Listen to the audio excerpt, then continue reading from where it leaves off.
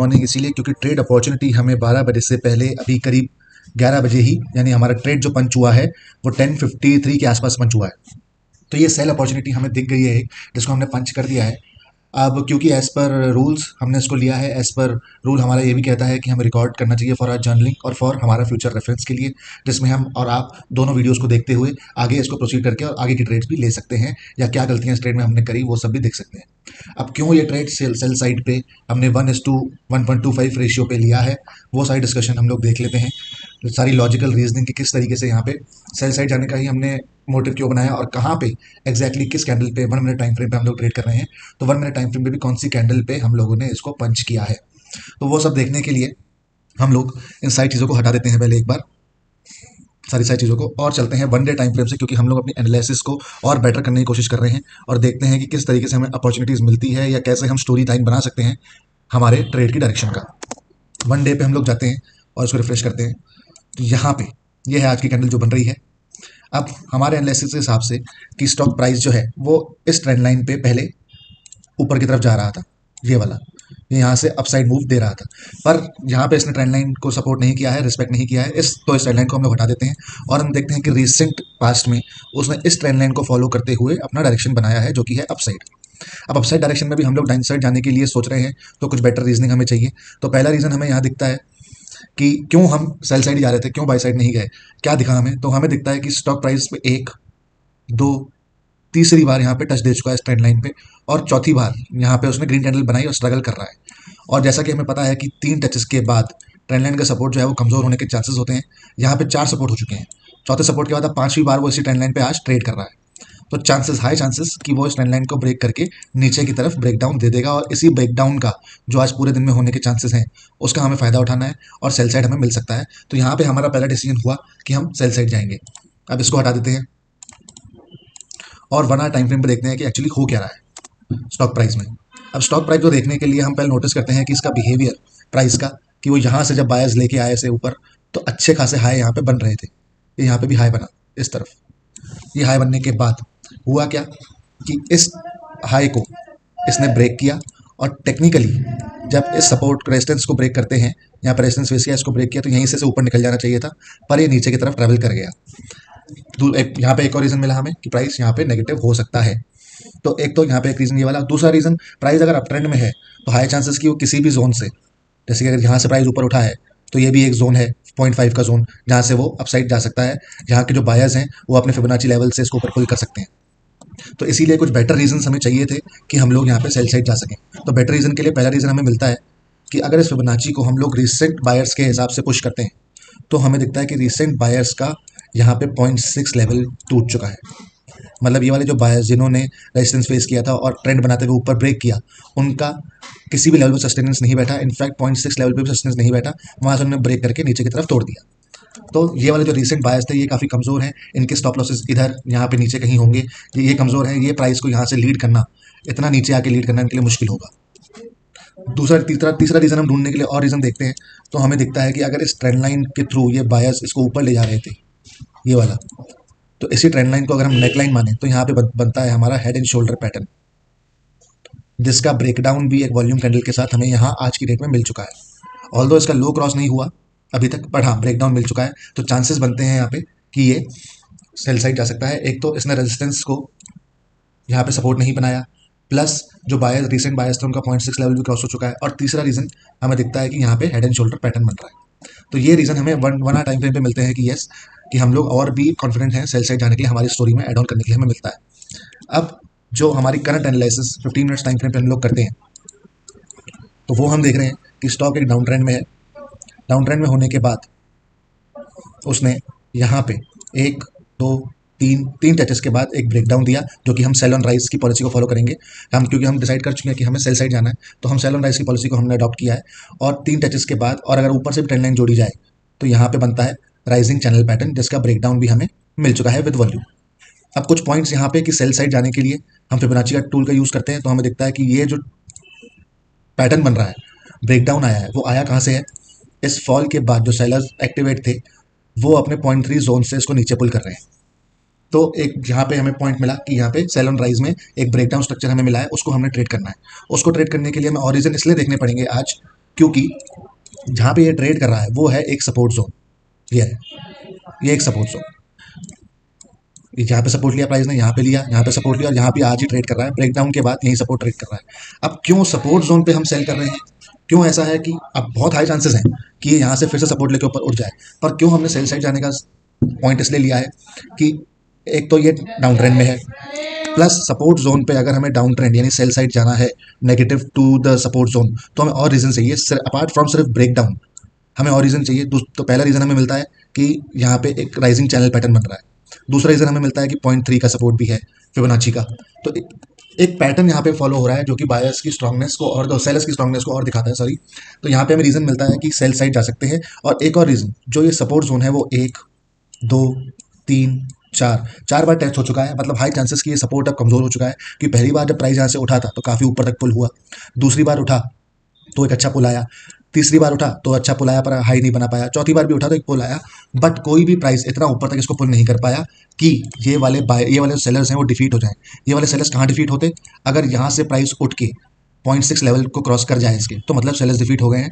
But sellers defeat नहीं हो रहे, वो जैसे ही प्राइस यहाँ से उठता है वो तेजी से इसको नीचे फेंक देते हैं, फिर प्राइस उठा तेजी से नीचे फेंक दिया, फिर आज प्राइस अच्छे से उठा, बायर्स को इन्वाइट किया और अपने 0.3 लेवल से इसको नीचे फेंक दिया और एक चैनल पैटर्न का ब्रेकडाउन दे दिया, जिसकी वजह से हमें सेल ऑन राइज की स्ट्रैटेजी हमारी यहाँ पे कंफर्मेशन हमें मिलता है कि हम सेल ऑन राइज के यहाँ पे प्लान करेंगे। अब यहाँ पे सेल ऑन राइज पे प्लान करने के बाद भी 1 मिनट टाइम फ्रेम पे किस तरीके से ट्रेड लिया गया है उसको देखने के लिए हम लोग देखते हैं कि अगर यहाँ से ब्रेकडाउन मिला है तो उसको फॉलो थ्रू देने के लिए फिबोनाची टूल का यूज़ करते हैं, और ऐसे जूम करके तो नहीं। तो यहाँ पे भी हमें कुछ बेटर रीजंस चाहिए जिस वजह से हम लोग एग्जैक्ट पॉइंट ऑफ व्यू ले पाएँ कि कहाँ से ये ब्रेकडाउन देने के बाद फॉलो थ्रू दे सकता है। ऑल्दो इसने यहाँ पे एक ब्रेकडाउन कैंडल बनाई जो कि बहुत बड़ी कैंडल है, पर उसको फॉलो थ्रू नहीं मिला। पर हम लोग अपनी एंट्री के लिए यूज़ करते हैं फिबोनाची टूल, जिसमें हम देखते हैं कि फिबोनाची को फॉलो करते हुए प्राइस को यहाँ से निकल जाना। यहाँ पे एक पॉइंट है जो कि 0.02 लेवल ऑफ फिबोनाची, जहाँ से ये फॉलो थ्रू देता है नीचे की तरफ, पर नहीं दिया। अगर इस फिबोनाची को हम लोग और मॉडिफाई करते हैं, यहाँ से जहाँ से सेलर्स ने इसको फिर से पुल किया है वहाँ से मॉडिफाई करते हैं, तो हमें मिलता है कि ये फिबोनाची टूल अपने प्राइस को 0.3 लेवल का सपोर्ट दे रहा है, यहाँ पे 0.3 लेवल का सपोर्ट दे रहा है, प्लस यही जो ट्रेंड लाइन है जिसका ब्रेकडाउन हमें मिला है उसका रीटेस्ट भी इसी जोन पे है। मतलब ये जोन एक हाई प्रोन जोन बन जाता है कि यहाँ से दो रीज़न, एक तो ट्रेंड लाइन का रीटेस्ट और 0.3 का फीबो सपोर्ट, यहाँ पे दो स्ट्रॉन्ग जोन में मिलते हैं जहाँ से ये एक डाउन साइड एंट्री हमें अपॉर्चुनिटी दे सकता है। अगर छोटे टाइम फ्रेम पे तो हम लोग अपनी एंट्री पंच करते हैं, और वही हमें छोटे टाइम फ्रेम पे मिला, वो हम देखते हैं कि किस तरीके से मिला। अब देखा जाए तो आज की डेट में प्राइस यहाँ ओपन हुआ है और इसी को फॉलो करते हुए 0.3 का सपोर्ट, जो कि ट्रेंड लाइन का सपोर्ट भी है बड़े टाइम फ्रेम पे, वहाँ पे रिएक्शन के लिए हम लोग वेट करते हैं। और यहाँ से जब सेल हो रहा है प्राइस, आज सुबह से ही सेलिंग प्रेशर बना हुआ है, गैप डाउन खुला, उसके बाद रेड कैंडल नहीं उसको कंटिन्यू किया, सेलिंग प्रेशर सुबह से बना हुआ है। तो इसी सेलिंग प्रेशर को हम लोग सेल ऑन राइज के लिए पंच करते हुए एक ब्रेकडाउन का वेट करते हैं, जो कि हमें मिलता है 1 2 3 और 3 टचेस के बाद 4 टचेस के बाद 5वीं कैंडल हमें ब्रेकडाउन देती है। और ब्रेकडाउन सिर्फ सिंपल ब्रेकडाउन नहीं, ये है एक राइजिंग चैनल पैटर्न का ब्रेकडाउन, जो कि एडिशनल बेनिफिट हमें मिलता है यहाँ पे प्रोसेस को ट्रस्ट करने का और ब्रेकडाउन को ट्रस्ट करने का। और इस कैंडल में हमें मिलती है वॉल्यूम। तो इस वॉल्यूम के नीचे जैसे ही प्राइस ड्रॉप करता है, इसको फॉलो थ्रू मिलता है, हम लोग अपनी एंट्री पंच करते हैं यहाँ पे। अब टारगेट और स्टॉप लॉस की बात, तो क्योंकि हम लोगों ने जैसा देखा है कि यहाँ से जब प्राइस फॉल हुआ रिसेंटली, सेलर्स इसको नीचे लेके आए, तो उसका 50% जोन ऑफ फिबोनाची को इसने रिस्पेक्ट किया है और वहीं से इसने ब्रेकडाउन दिया। यहाँ से इसने ऊपर उठा, 50% जोन को सब रिस्पेक्ट किया और वहीं से नीचे इसने ब्रेकडाउन दे दिया। तो मतलब ये वाले सेलर्स जो हैं ये अभी अच्छी खासी होल्डिंग पोजीशन में है कि प्राइस को नीचे की तरफ होल्ड कर जाएंगे और 0.5 से उसको नीचे फॉल कर देंगे, मतलब कंट्रोल में है। तो अगर इन्हीं सेलर्स के लिए हम लोगों ने स्टॉप लॉस और टारगेट देना है तो हम लोग यूज़ करेंगे फिबोनाची का ही टूल, जिसमें हम देखते हैं कि पुराना सपोर्ट तो ये वाला था, जहाँ पे इस प्राइस ने पहले सपोर्ट लिया यहाँ पे, और यहाँ से सेलर्स ने इसको पुल कर दिया नीचे की तरफ। तो इसी सेलर्स का फिबोनाची यूज़ करते हुए हम देखें तो 0.76 लेवल, क्योंकि यहाँ पे प्राइस जो है 0.5 को रिस्पेक्ट कर रहा है, 0.6 को टेस्ट कर सकता है क्योंकि यहाँ सपोर्ट जोन भी है जो कि अब रेजिस्टेंस बन सकता है। हम 0.7 को एक ट्रेड मार्क मारते हुए, बेंच मार्क मारते हुए कि अगर इसको क्रॉस कर जाता है प्राइस तो चांसेस हैं कि हमारा ट्रेड नेगेटिव चला जाएगा, हम लोग गलत हैं, सेलर्स कंट्रोल में नहीं है और बायर्स जो सपोर्ट लेवल पे बायर्स थे यहाँ पे, उन लोगों ने प्राइस को हर बार की तरह ऊपर पुल कर दिया। तो इसी को मानते हुए कि ये सेलर्स डोमिनेट करेंगे, तो इन सेलर्स के ठीक ऊपर जस्ट यहाँ पे कहीं हम लोगों ने अपना एसएल लगा लिया, क्योंकि इन सेलर्स को अगर हरा दिया तो चांसेस हैं कि बायर्स जो है वो सारे ऊपर के सेलर्स को हराते हुए चले जाएं, ये वाले को यहाँ पे वो सेलर्स हैं, यहाँ पे सेलर्स हैं, यहाँ पे सेलर्स हैं, इन सबको हराते हुए चले जाएं। तो उन सबको डिफीट करते हुए हम लोग प्राइस के साथ लड़ेंगे नहीं। तो ये रहता है हमारा स्टॉप लॉस। अब टारगेट की हम बात करें तो 15 मिनट पे हमें बेटर व्यू मिलेगा। 15 मिनट पे हम देखते हैं कि इस सपोर्ट जोन पे जहाँ 1 2 3 4 बार ट्राई हो चुका है, उसके नीचे एक गैप ट्रेड कर रहा है। तो इस गैप फिलिंग के लिए, यानी अगर अगर गैप फिलिंग के लिए प्राइस नीचे आता है तो एटलीस्ट यहाँ तक फिल करेगा। बट पूरा हम लोग गैप फिल नहीं मांगेंगे इससे, क्योंकि कई बार ऐसा होता है कि ये जो नीचे की तरफ आएगा गैप फिल करने के लिए, तो गैप फिल करने से पहले ही एक फ्लिक के बाद वो ऊपर की तरफ उठ जाए, तो उस फ्लिक को ही हम अपना टारगेट रखेंगे। मतलब यहाँ पे जो बायर्स हैं उनको जैसे ही इस कैंडल के बायर्स को निकालने के लिए वो नीचे आएगा, वही हमारा टारगेट रहेगा और वही हमारा फ्लिक के लिए हम वेट करेंगे। जैसे ही नीचे आता है एक फ्लिक देता है, उसी में हम लोग अपना प्रॉफिट बुक कर लेंगे, क्योंकि प्राइस सपोर्ट जोन पे है तो कहीं से भी वो टर्न अराउंड कर सकता है। और ज़रूरी नहीं है कि यहाँ से नीचे आए और अच्छा खासा ब्रेकडाउन दे इस गैप को फिल करने के लिए, यहाँ पे वो सेलर्स को भी ट्रैप कर सकता है। तो उस फ्लिक में ही हम अपना टारगेट अचीव करने की कोशिश करेंगे। तो ये रहेगा हमारा टारगेट इस कैंडल के ठीक नीचे फ्लिक का, और यहाँ रहेगा हमारा स्टॉप लॉस। अगर इसके ऊपर निकल जाता है प्राइस तो मतलब बायर्स कंट्रोल में है, हम लोग उससे लड़ेंगे नहीं। तो लेट्स वेट ये किस तरीके से रिएक्ट करता है। इंटैक्ट रहेगा हमारा एसएल और टारगेट। देखते हैं कि कहाँ से प्राइस रिएक्ट करता है, कहाँ से हम लोग स्टॉप लॉस मॉडिफाई करेंगे, वो हम सब रिकॉर्ड करेंगे। तो लेट्स वेट एंड वॉच। जो ट्रेड हमने पंच किया था उसका रिजल्ट आउट हो चुका है। ये ट्रेड का जो रिजल्ट है हम आफ्टर मार्केट हम देख सकते हैं करीब शाम के 6:30 बजे रिकॉर्ड कर रहे हैं। मार्केट क्लोज हो गया है, बट क्योंकि मौका नहीं मिला रिकॉर्ड करने का इसलिए रिकॉर्ड नहीं कर पाए, बट रिजल्ट इज आउट और वो हम देख लेते हैं। ये ट्रेड हमने लिया था सारे analysis from day time frame to 1 hour to 15 minutes to 1 minute, जहाँ पे हमने ट्रेड पंच किया है वहाँ से लेके यहाँ तक का 1:1.3 का आर रेशियो के साथ ट्रेड हमने लिया, और अब उसका रिजल्ट आउट है। बाय टाइम शिफ्ट करके हम देख लेते हैं कि हुआ क्या। पहले जब प्राइस यहाँ पे इस जोन पे हमारे ब्रेकडाउन देने के बाद इसी लेवल पे ट्रैवल करता रहा, यहाँ पे बायर्स और सेलर्स की दोनों की लड़ाई चलती रही। इन ब्रेकआउट्स में उसने बहुत सारे ब्रेकआउट्स दिखाए जो कि फेक प्रूव हुए। यहाँ पे इसने बहुत सारे बायर्स को अट्रैक्ट किया कि वो ब्रेकआउट देख के एक बार ट्रेड बाय साइड एंट्री लें, ताकि प्राइस जो है वो नीचे की साइड मूव करके उनके स्टॉप लॉसेस खाए। प्राइस दो तरीके से मूव करता है, एक तो या तो लीडिंग बायर्स या सेलर हो जो उसको डोमिनेटली उस तरफ ले जा रहे हो, या फिर उस तरफ मूव करेगा जहाँ पे स्टॉप लॉसेस पड़े हैं। ये मार्केट का नेचर है।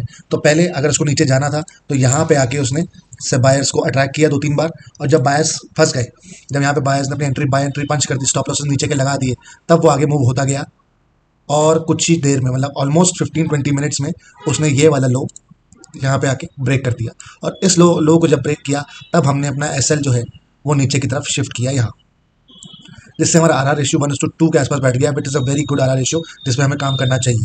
और फर्दर ऑन मार्केट ने टाइम वेस्ट ना करते हुए और नीचे जल्दी जाके और नीचे वाले लेवल जो कि major support zone, by time frame का सपोर्ट जोन जो कि यहाँ पे था, उसको भी ब्रेक कर दिया इस कैंडल के साथ। इसके बाद हम लोगों ने अपना एसएल जो है वो यहाँ पे कहीं शिफ्ट किया, जहाँ पे 1:4 का आर रेशियो मेंटेन हुआ, और कुछ ही कैंडल्स में हमारा टारगेट भी यहाँ पे अचीव हुआ। इससे पहले ही हमने अपना एसएल जो है वो कॉस्ट पे लगा दिया था। तो टारगेट यहाँ पे अचीव हुआ, और जैसा हम देख रहे हैं कि जो एरिया हमने मार्क किया था कि जहाँ तक प्राइस आने के चांसेस हैं, इससे पहले पहले ही हम निकल जाएंगे, प्राइस वहाँ पे आया। यहाँ पे एक पॉजिटिव बिहेवियर भी दिखाया, रुका यहाँ पे, पर उसके बाद भी उसने अपने फॉल को हम देख लेते हैं। उसके बाद भी उसने अपने फॉल को कंटिन्यू किया और नीचे की तरफ गिरता गया, क्योंकि अब प्राइस हमारा टारगेट यहीं तक का था। तो प्राइस कितना भी फॉल कर जाता है हमें उससे लेना देना नहीं है। प्राइस कितना ऊपर जाएगा, कितना नीचे जाएगा, कितना साइडवेज रहेगा, ये कोई नहीं बता सकता। द गुड थिंग वॉज कि हमारा एसएल और हमारा टारगेट और हमारा R ratio with trade logics and trade analysis सब कुछ very good, very almost too perfect रहा। तो इसी चीज़ को मेंटेन करने की हम कोशिश करेंगे। किस तरीके से ट्रेड लिया गया था, कैसे एनालिसिस हुई बाय टाइम फ्रेम से, कैसे कैंडल्स को देखा गया, कैसे ब्रेकडाउन देखा गया, एवरीथिंग शुरू से रिकॉर्डेड है। हम लोग रेफरेंस के लिए वीडियो को स्टार्टिंग से देख सकते हैं। So thank you for watching. Will keep recording for the next trade.